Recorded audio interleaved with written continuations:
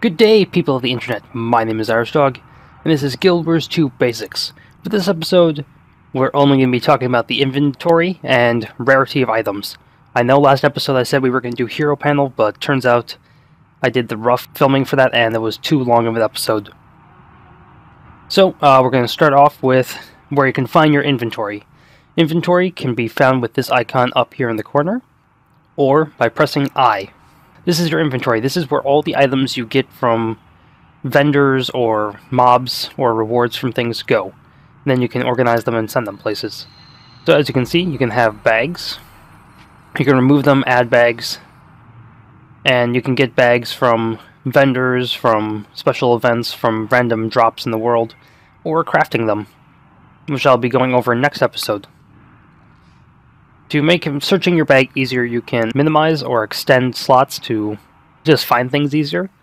You can use this search bar to search items in your bag if you have a lot of stuff. Up here is the counter of how much space you have. Well, how much space is taken up out of how much. Out of maximum space. Here is where you can expand your inventory by getting more bag slots, but this costs real money or converting golds into gems. Down here, you can see this is the basic look for your account wallet, which I'll be going over next episode. You can see how many gems you have, how many gold, and then if you hover over this, you can see all the currencies you have. And I'll go into vague detail next episode, but more detail in a future episode. By this little lined area down here, you can change the position of your inventory. Pressing this section moves your inventory around. You can press I or the X to cancel it, or the icon. Now the options area. Up here is the options menu. Here are all the options you can have. So there's hide bags. Make everything just one tab instead of having individual bags. Hide new item highlights. So automatically in the game, yeah, here we are. When you acquire new items, they will end up in your bag. So, yes. As you can see, there is it glows saying this is the new item in your bag, and then once you hover over it after a bit, then it will disappear. Show rarity. This is off by default, so this, as you can see, these all have gray borders. When you show rarity, it actually highlights items to have different borders. So, example would be all these items, you can tell they have different rarities by the different colors around them. This one has a green outline, this one has blue. And you can tell what the border will be because of the quality of the item, as well as the name is colored as well.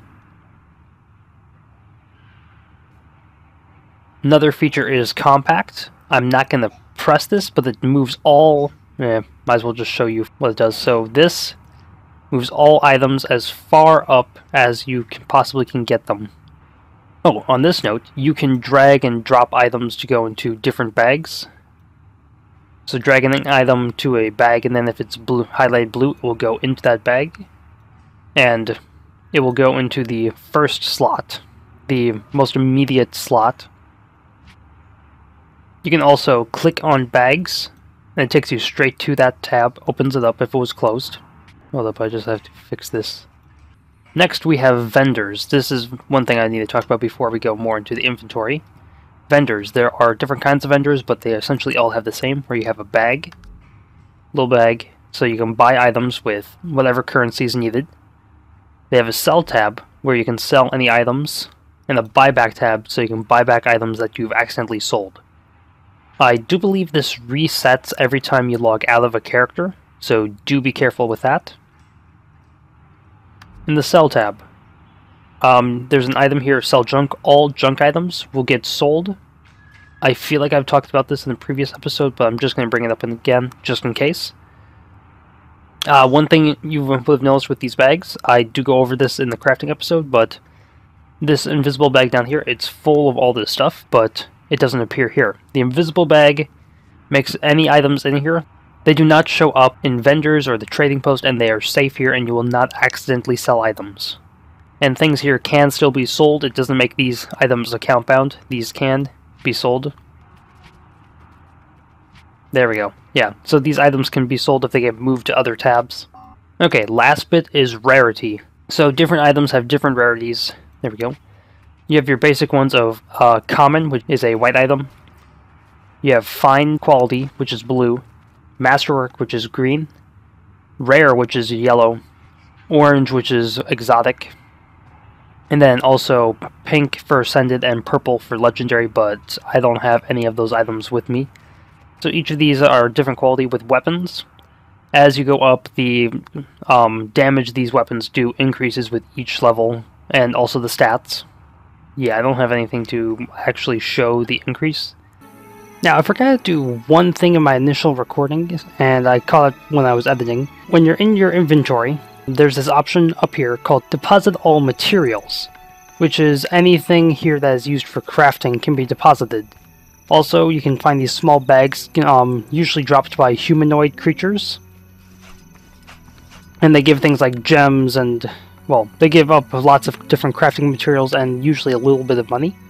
So when you press Deposit All Materials, it deposits all of those into your bank, which I will be going over next episode. Yeah, so that's it for this episode of Guild Wars 2 Basics. Join me next episode when we talk about the hero panel. I don't know how long that one will be, just stay tuned for that. And hit like, subscribe, hit me up on the Twitters, and have a day.